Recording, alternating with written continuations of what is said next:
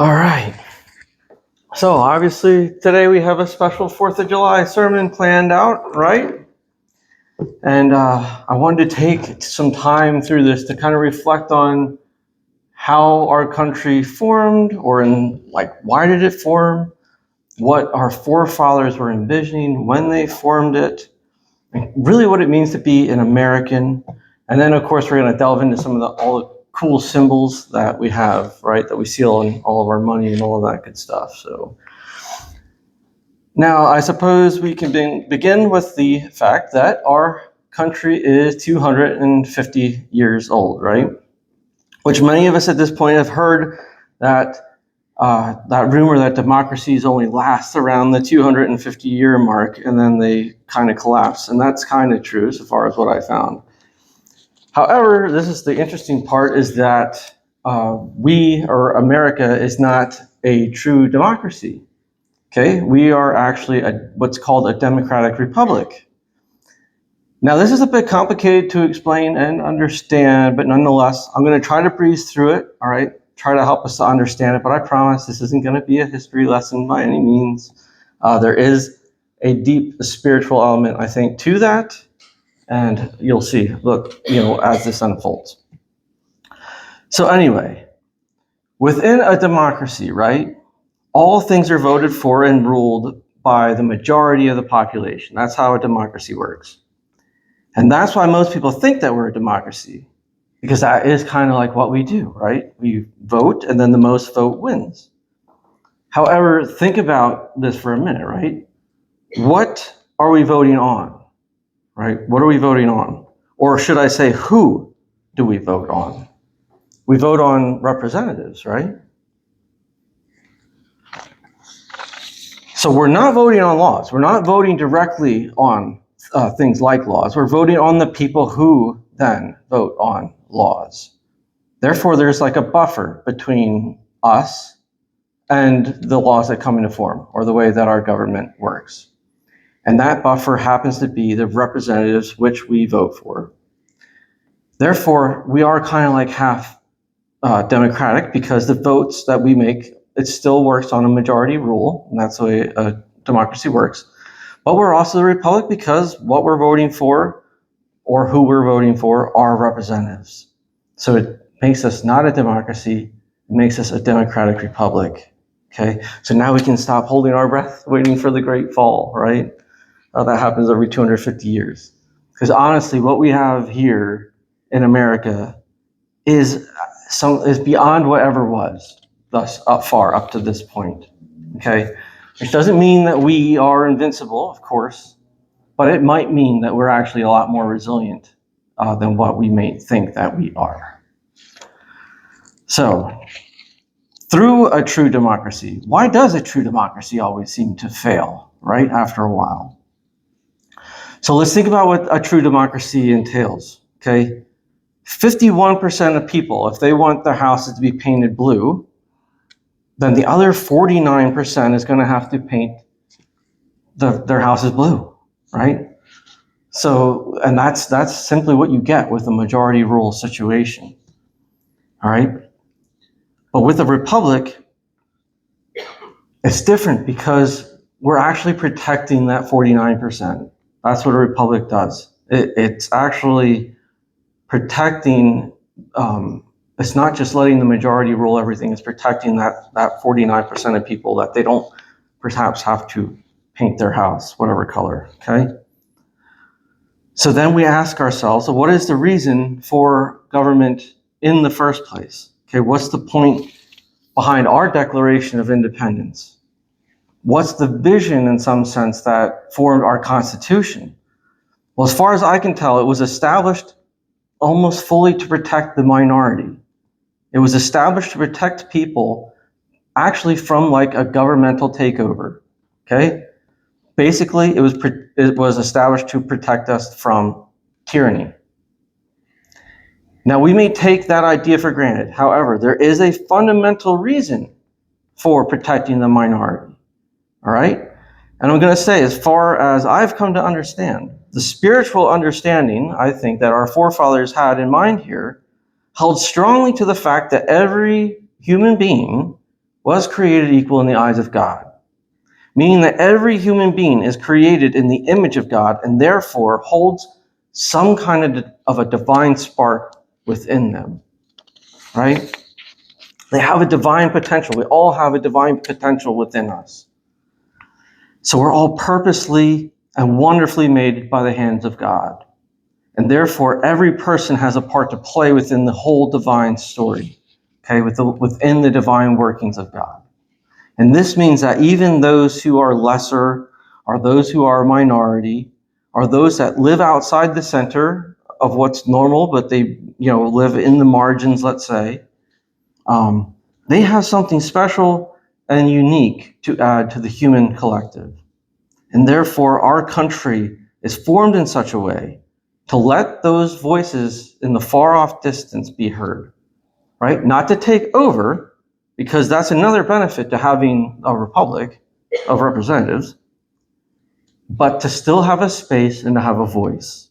Because if we truly believe that all people have that divine spark within them, then we believe that there is something within that voice that's in that far off distance that might actually be worth hearing, that might be worth listening to. Even if it's like incomplete or comes off a bit crazy, at times, there might be hidden in there a divine intention, okay? It's just maybe hidden behind static, a lot of static and noise, but it could be potentially there. We just have to find it. But that's why our First Amendment is the freedom of speech. We want to preserve this voice. We want to preserve that voice. We want to give it its due diligence. So what I'm basically trying to say is the freedom of speech and the protection of the minority, these are not just political systems, okay? It goes way deeper than that. I think that this is a form of divine calibration in some sense, all right? In other words, spiritually speaking, God protects the minority voice not because the minority would be right or always right or whatever, but because no single human perspective, right, is large enough to capture the whole divine truth without incidentally becoming blind, right? There needs to be a counter, right? There needs to be a counter. I like the little kitten in there. That was my own little special touch. So let me explain what I mean by that counter. In the Bible, we hear of things such as the Nephilim. I bring that up a lot.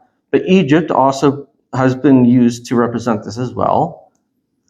But within mythology, some of us may be familiar, this is the archetype of the giant. And I particularly like the Cyclops because the Cyclops always shows that figure of a large, clumsy, oversized monster with one eye, which means that he only sees from one perspective, okay?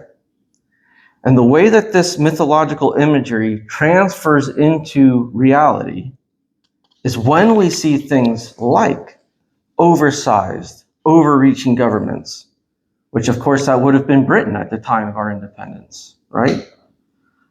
Or sometimes it becomes even a cultural mob mentality, or in a church community, it could be when they stop listening to that critical voice, right? So if you think about it, making sure that the minority of people still have a voice is a way that we free ourselves from an unhealthy pride, which could be or turn into a one-sided or overinflated perspective, okay? And that we have the faith, really, that God's divine truth will be revealed within the sacrifice of loving each other, everyone collectively.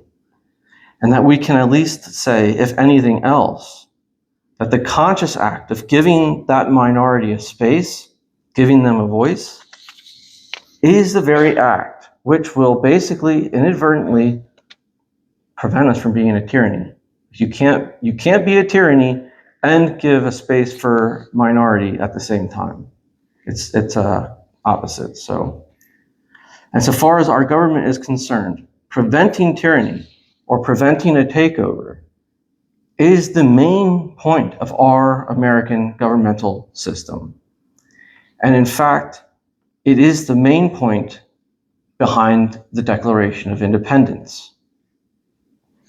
If you read the Declaration close enough, you will see that everything in there was written for the sake of protecting us from our own overgrowing government. Everything in there is written for the sake of overthrowing the government in the event that the government must be overthrown. And oddly, this is really kind of what the Second Amendment stands for. We have the right to bear arms, and the primary purpose for that at the time is that we become our own militia. See? Yeah, well, that's a real picture.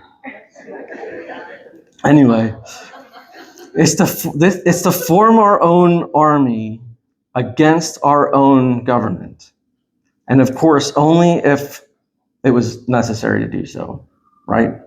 But if you think about it, it was for our forefathers. It was necessary, and that's exactly what they had to do. So that's what influenced them to write the Declaration and such as the way that they did. Now, biblically speaking, okay, the overgrowing government systems would reflect the same essence as that Nephilim and the giants, okay, which I pointed out earlier. But this is also what the idol God represents, okay, because the idol God represents when we bring the heavenly God down to earth, and the heavenly God forms too much earthly body, okay, which means that our heavenly God has been contained within too much worldly form, all right? Too much worldly influence, that God's infiniteness is somehow lost. His sacredness is somehow lost. And it has been shaped and formed too much into the institution that it actually starts to look more world created and less heaven created. In other words, there's a slow inversion where the representation, whether that is the institution of the church or our government, slowly begins to build upon itself, its own body. And in the process, what the institution was originally trying to represent slowly fades away into the background, and it starts to get harder and harder to see. In other words, there's too many added pieces, okay? There's too many added pieces that now the true intention is starting to get lost to all of the extra, to all of the construct, to all of the body, to all of the institution, okay, whatever you wish to call it. But that true meaning starts to become lost, or at least faded. So now, what's happening here in some sense is that what you are seeing is not necessarily what was intended, all right? What was intended to be represented, what was intended to be seen. You're starting to see something else. And what I want to argue is that this process of inversion, the slow progression of growing too much body, or losing that higher meaning, or losing that higher understanding, appears to be happening, I think, a little bit in our systems of government, but also, in my opinion, I feel like it's been happening within the formation of the church as well. And a large part of what I'm trying to do here, of course, is try to show how that happens to be the case, along with reminding us what that higher meaning is, what is starting to fade away in the background, right? So I'm going to try to share a few examples here. I want to try to show what I mean by all of this, right? So by starting with the church, I think there's been a subtle shift within our theology, okay? Whereas our focus has moved further away from salvation's mysteries in the sense of like how it pertains to having a meaningful or a transformative experience, okay, and what that might look like on deeper levels. But it started to shift and move more in the direction of like urgency and commission. In other words, we actually become more interested in making more converts, grabbing more numbers, having more baptisms, okay? That we've been slowly trading quality and depth and meaning of salvation for the sake of just growing in body. And this could appear good at first, right? However, it is the kind of growing that we could say would come from like eating cake or fast food, drinking soda, right? You will grow fast. There's no doubt about it, but probably not the way that you want to, right? And you'll be lacking in tons of good nutrition along the way. So you're slowly going to get sick, maybe unhealthy. You have too much body, too little nutrients, right? Hopefully that makes sense. But just a few ways of seeing how this is happening. Our desire to grow in number, in my opinion, may tempt us to teach spirituality in a way that feeds people with an almost kind of superficial energy. And that's just my opinion, of course. But I think that we might be leaning more towards presentation while overlooking things like depth, wisdom, or spiritual understanding. And in addition to this, you can also see what I'm trying to explain here just by looking at the way that the church has been constructed and how it's changed over the years. The modern church is being constructed practically and for comfort, okay? So they're beginning to take on the appearance more like concert venues, okay? And again, this would appear all well and good, but when we consider how the churches originally were designed and constructed, such as this one, we come to realize that they were built to portray the visual appearance that underlies the spiritual experience, right? They were built to reflect what was beautiful, not necessarily practical. And I have, if you want, I do on YouTube, I have a short video. That's what you would be looking for. But it kind of goes through all the symbolic meaning of this church right here. I kind of unfold it all. But in there, I'm showing how old churches have an architecture that feeds the senses, just as the spiritual journey would feed the senses. And a design where your eyes, body, mind, and soul are gifted with a hidden message, where at first glance it grips us with beauty and awe, and more so continues to call us into a deeper mystery with its unique artistry and its purposeful craft, right? But basically, there's a meaning behind these red floors, right? There's a meaning behind this altar, the incense, the baptismal font over here, the in remembrance of me that's written on the altar table. There's a meaning behind the pulpit and where I stand and where I'm trying to speak God's word, right? There's a meaning behind the 3 chairs that are behind me, the organ pipes that are reaching up towards the ceiling, the fact that the cross is up there, top, front, and center. There's a reason why this room is not square, but is more circular. There's a reason why the ceiling is constructed to be the 8-spoke wheel, and there's a reason behind our bell tower, and there's a reason why you walk into this sanctuary, moving in the direction of east, and then you walk out of it, going west. There's a reason to all these things. And many of you have heard me say this before, but every part of this building was created with intention that goes far beyond what we care about when we're building modern churches today. For instance, we don't care about the direction that the church faces, right? We just want it to face the highway where people can see it, where it stands out. We don't care about making the floors red, okay? We have neutral, calming colors that can hide coffee stains, right? That's what we're looking for.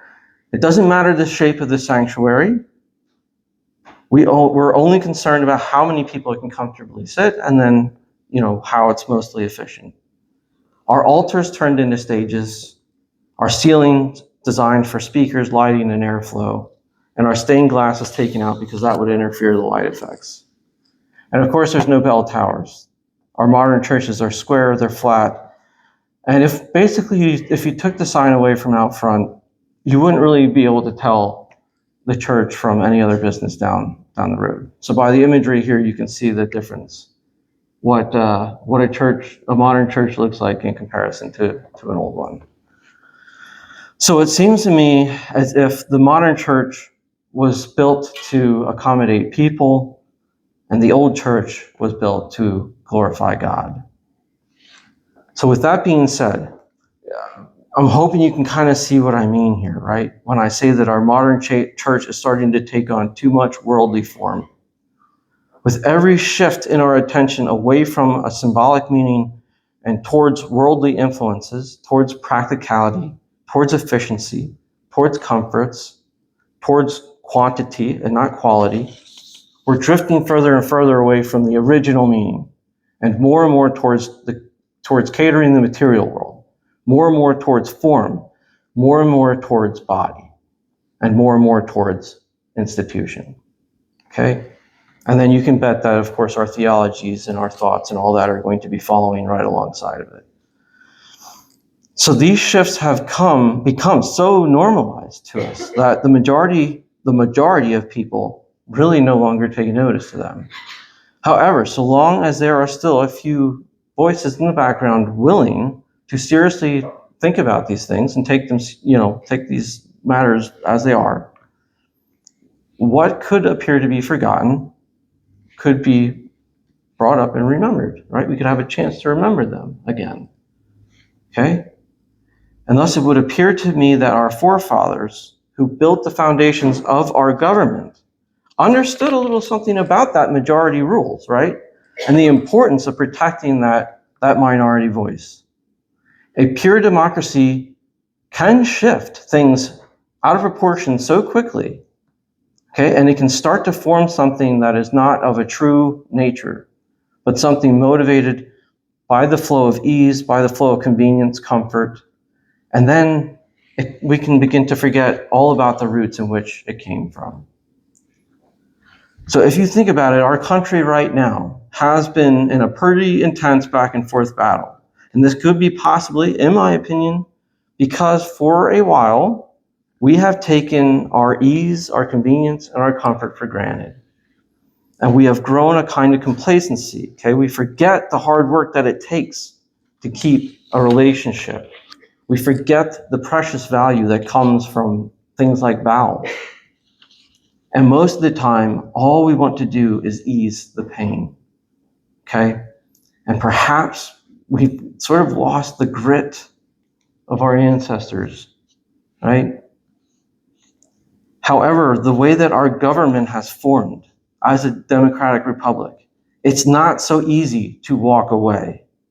It's not so easy to win over the other. The way that our government has been set up helps us to stay in the fight, right? Because you need so many votes from both sides if anything is really going to change. And I think that there's a really important reason for that. So now with that said, I want to start looking at some of this cool symbolism, right, in our country. And I want to show how it reveals some of these powerful and fundamental characteristics that has been placed there from the very beginning to keep these things sacred, all right? So the first thing I want to bring up is the name America, okay? I said before that biblical names, all biblical names, have a meaning to them, right?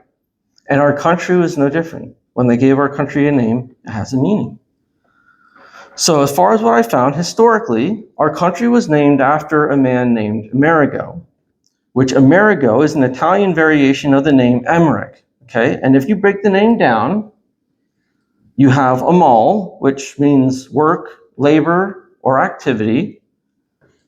And then you set that along the second half of the name, which is, and Dad, don't get excited, the name Rick, which I unfortunately found out that means power, ruler, and king, which is quite fitting.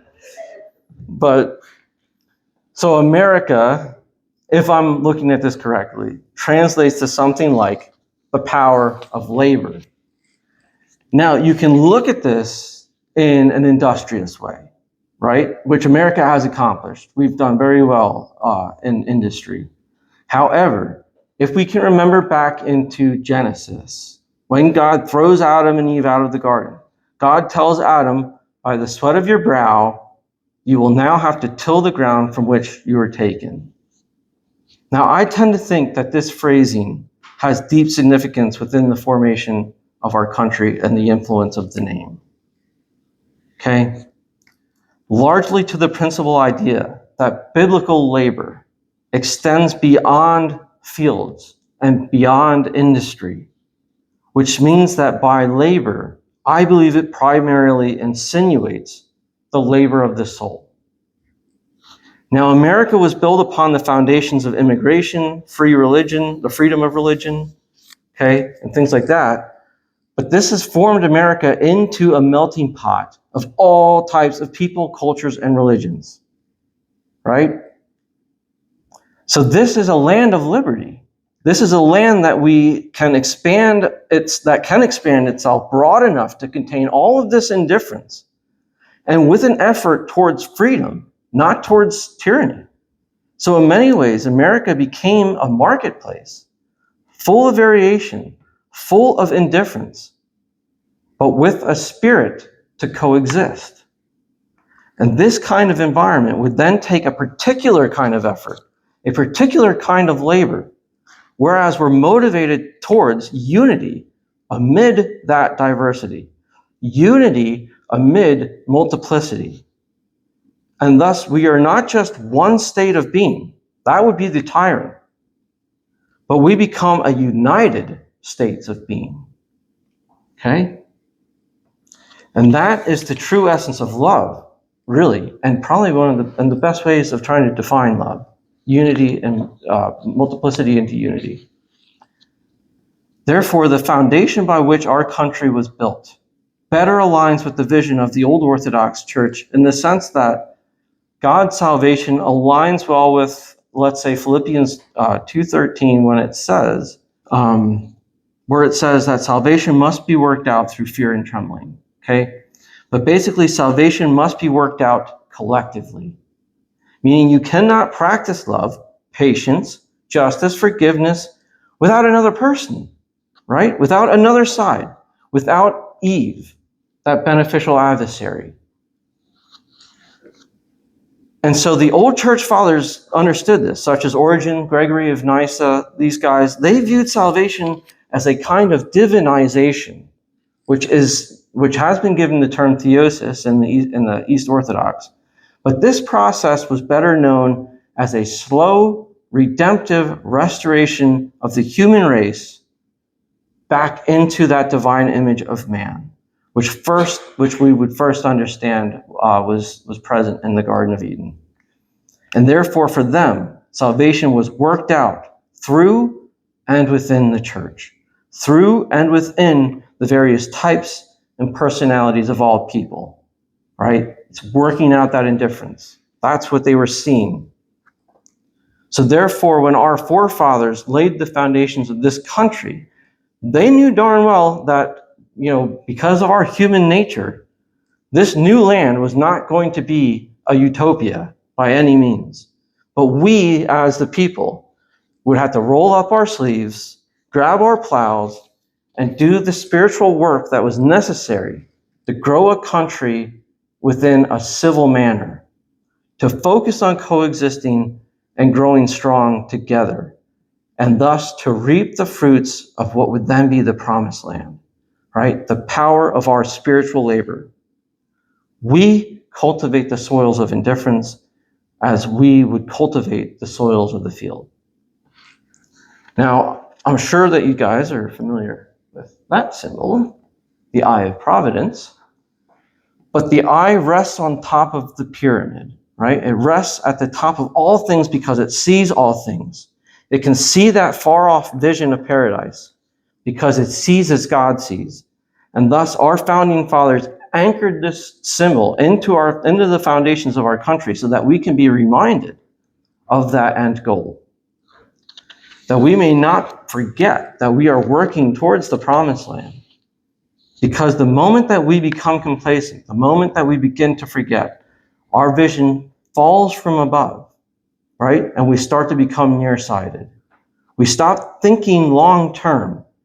We stop looking in the far off distance, and we start acting with immediate gratification. And then that higher shared vision falls from the heavens and starts to break apart. Okay? And then what was once united as one falls back into a duality. And this was, of course, the Civil War, right? And in some sense, you can almost feel it happening again in our current age. And this is why, if you look close, the eye is floating above the bricks, okay? The oneness of God is something that's beyond duality. It's above and beyond all of those fractal pieces, beyond the conflict that always plagued our generations, like forever. And that's why that phrase, if you can see there, the Novus Ordo Seclorum, is written under the symbol, because it translates to a new order of the ages. It's calling us to a higher vision than whatever has been before. All right? It's calling us towards God's providence, to almost return back into that, into Eden again. And therefore, as Isaiah 40:31 tells us, but they who wait for the Lord shall renew their strength. They shall mount up with wings like eagles. They shall run and not grow and not be weary. They shall walk and not faint. And with that, the symbol of the eagle. Arrows gripped in one talon and an olive branch gripped in the other. And what this symbolizes, so far as the arrows go, is our desire to hit the mark, right? And to defend ourselves against the wiles of the great enemy, whose taste for death would wish to break us apart, right? It would wish for us to fall short of our prize. But rather, we drive our arrows into the heart of the beast who tempts destruction and who then opposes unity. And the olive branch held in the other talon shows us that God's promise is always there, right? Just as it was for Noah during the flood. And when we build our ark against those chaotic waters, right? And when the giants finally fall, that there will be life abundant waiting on the other side. We just have to work together and stay together to get there. And from that, our flag.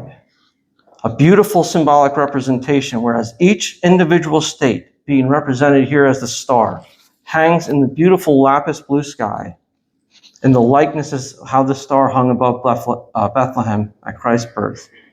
But a star, which we can say symbolizes the many points forming out from the center, shows us how our own states may be individual from each other, but at the same time are united together. Okay? And this reveals the principle behind the crown of thorns as well. The uniting of indifference is the same thing as the defeat of death. Right? It's the same thing.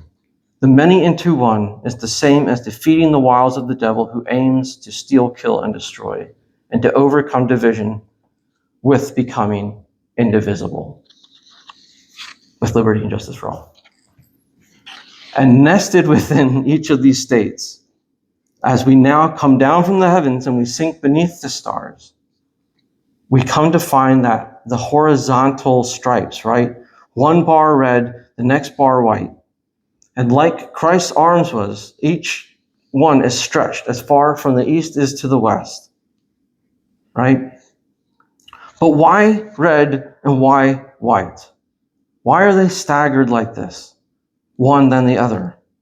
What do these stripes mean? What could they mean? So I'm going to try something here, all right? And it might seem a little weird. Some people might think it's off, but hang in there with me. But I want to put the flag alongside of the Christmas tree for a moment. And that's not to say that our flag derived from the Christmas tree, of course, but I think that this parallel works. Okay, I think that we can do this because I think that the symbolic pattern that we're going to see here are very similar in nature. Now, as far as our flag is concerned, we've been told that the one who designed it, that the white represents purity and innocence, and the red represents hardiness and valor. Okay, so they're kind of like almost two opposites.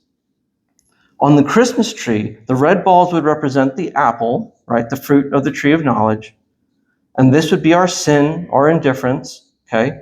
And then the white balls on the Christmas tree would represent what first began as candles, but that would signify purity, light, and then the cleansing of sin. So basically enlightenment. So I think we can easily thread these two together, okay? In the sense that the color white seems to already reflect the same definition, purity, enlightenment, and then the color red appears to also have some similarities, since on one hand, if it represents indifference and sin, which sin would be that conflict between us, on the other hand, the hardiness and the valor, which in some sense I think we could say comes from the virtue of working out that indifference. Right? This is the iron sharpens iron that we read in the Bible. And this is where conflict has the opportunity to shape us, to form us in ways that make us stronger, make us more resilient, but also more wise and more understanding. It takes some grit, right? Some rugged experience to have a country that can even attempt to try to hold liberty in one hand and then justice on the other. So like rungs on a ladder or branches on a tree, we can balance between those two opposite natures and use them to climb our way to the top, climb our way up to the peak of these cosmic representations, and thus finding at the top of each of them the wondrous star of glory, right? The life that is found by uniting that indifference. So like I said, some people might think that this is a stretch, but I don't think so. I think these symbols are very close to each other. I think we can do this, right? But now speaking of having liberty in one hand and justice in the other, this brings us to Our Lady Liberty, right? The Statue of Liberty. Now besides her crown, as we see, which is actually acting as like a star with its 7 points or its 7 rays coming out, which many of us would know is like that cosmic framework that God used to create his holy creation. We can also closely look at what she's holding in both of her hands. Okay? In her left hand, she holds the tabula annesta, or the tablet, which is then labeled with the 4th of July. That's our Independence Day. And in her right hand, she lifts high the torch of enlightenment. Now, take a look at these comparisons. Okay? These are various images from other religious images. But can you see the similarities here? The left hand, which would be the tablet or the scroll, traditionally represents law, structure, form. And then, of course, in our statue's case, it means it would stand for justice. However, justice must serve the bigger picture, right? The law, the form, the institution, these things must serve the higher vision so that they don't grow too much body, like what we were saying, and that they must be executed with divine wisdom and enlightenment. In other words, the word must serve the spirit, not the spirit serving the word. And this is shown in Ecclesiastes 10:2, where it says, "A wise man's heart inclines him to the right, but a fool's heart to the left." Therefore, with Our Lady Liberty, this is shown through that torch of enlightenment, but it is usually shown like in one of those images like that, the hand gesture. But this basically is a sign, the hand gesture is a sign of proclamation. It's a sign of speech. That's what that means. So try to imagine it this way, all right? We must have structure. We all know that we have to have laws. We know we have to have structure, because if we don't stand for something, we fall for anything, like the song. And this is shown through that left side, all right? But that structure must flex beyond the duality of black and white. The greater idea is to unite together. We have to be able to find common ground. And this is because it's more possible if we talk things out, right? Oftentimes, we're trying to get to the same place. We're just taking different routes to get there. And if we have good communication, this will always, it can filter through those indifferences. It can weed it out. So long as what we keep in mind is that bigger picture, that vision, and that promise that in some sense is floating above that duality. or whatever it is that we're arguing about. All right? And now I'm going to get just a little bit esoteric here, but let's not forget, of course, that our founding fathers, a lot of them were Freemasons, so they were kind of well-versed in things like alchemical philosophy. Therefore, I want to imagine that the Lady Liberty is a lady because she represents that feminine womb of potential. And in alchemical philosophy, the womb is understood as the alchemical vessel. Okay, it is the container of the great work, the magnum opus, I think it's referred to. And this is just like a pot would serve if you were making a meal, preparing a meal. That's a good maybe visual. So therefore, it's no surprise that she was also constructed out of copper, right? The metal of Venus, which represents the feminine, which is also known to oxidize when it's weathered upon. But we know what it is. Many of us know what it is to be weathered, to go through the weather, right? And through the oxidization of the copper, it turns the color green, like we're so famously used to seeing the Statue of Liberty. And the green, as some of us may know, whether it's in Christian or even in alchemical philosophy, whatever, the green color represents spirit. Okay, the green is a representation of the Holy Spirit. So now to bring this to a conclusion, right? I want to share one more hidden symbol within all of these other symbols, or many of these other symbols, and that's the number 13. So if we bring up the picture of the eagle again, okay, if you count the number of arrows in the talon, you'll find that there's 13 of them. If you count the leaves and the berries on the olive branch, there's 13 leaves and 13 berries. If you look at the American flag, okay, you'll find that there's 13 stripes in that flag in total. If you look on the backside of a penny, you will count the columns that surrounded Lincoln, and yes, there's 13 of them. Now, historically, we may think that this only represents the 13 colonies. But this symbolism appears, I think, to run far deeper than that. And the way that we know this is if we bring up this eagle again, but in the mouth of the eagle, you'll see that banner that it has in its mouth. And it's curving around. It's actually kind of representing the serpent.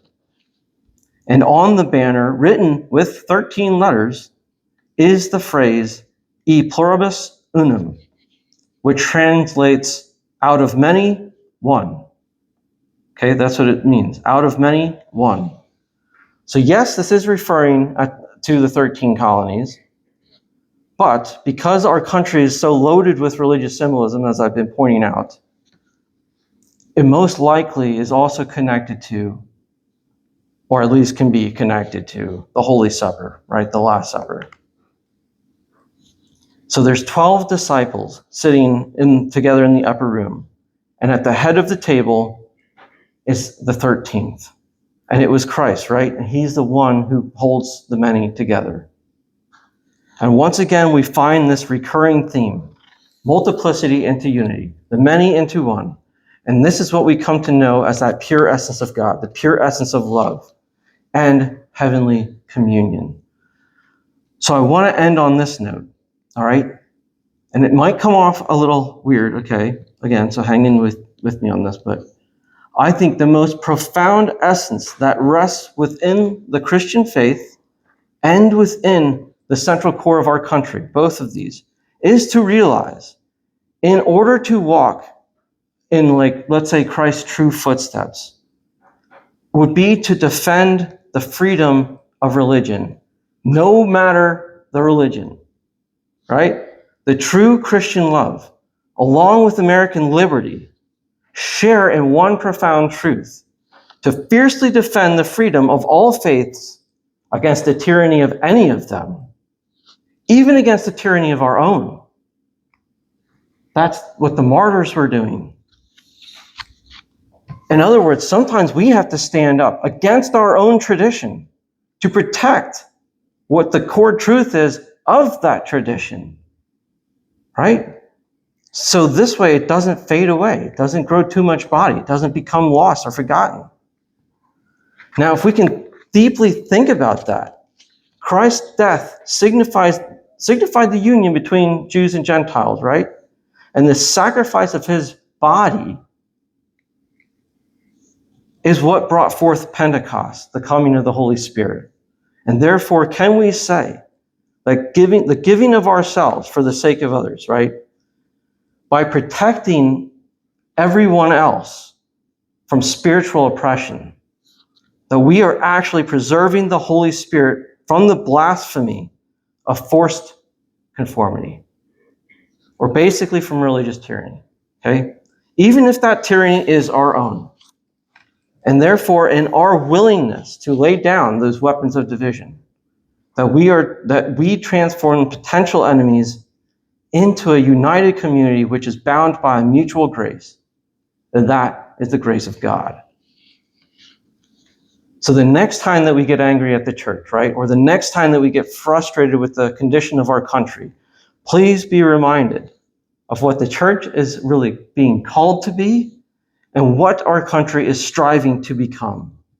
These are not institutions, but they are we, the people. That's what it is, right? And there's no greater calling than to remember who we are, and then to stand against the tyrants, to stand against the giants, and thus protect the works of God's Spirit and keep safe the freedom for all.